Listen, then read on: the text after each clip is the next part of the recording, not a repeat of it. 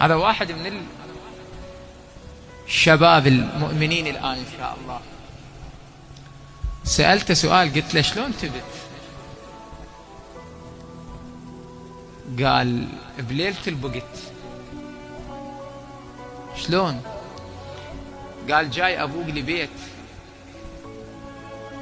لما عبرت سياجهم نزلت على البيت حسوا بي أهل الدار،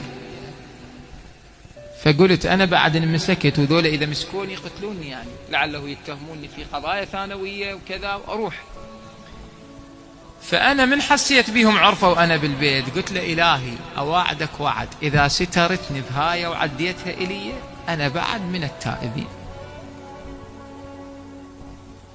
فسبحان الله حانت مني التفاتة مكان مال طيور عندكم كذا، طبيت بي، يقول ماكو يعني أي واحد يجي يشوفك، يعني بس شوية يتمعن بالنظر يشوفك، يمرون يروحون علي يرجعون، يروحون علي يرجعون، رجليهم تمر علي وما يشوفون. يقول قلبي أنا يخفض وأسولف ويا الله بهاي اللحظات، ربي بس هاي، بس عديلي هاي.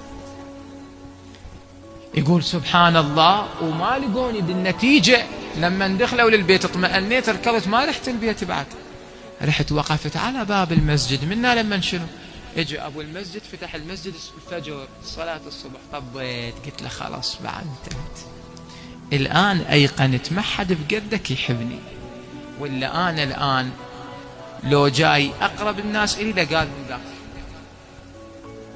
بس الآن أيقنت ماكو واحد بقدك يحبني، فأنت ما تستاهل واحد يعصيك.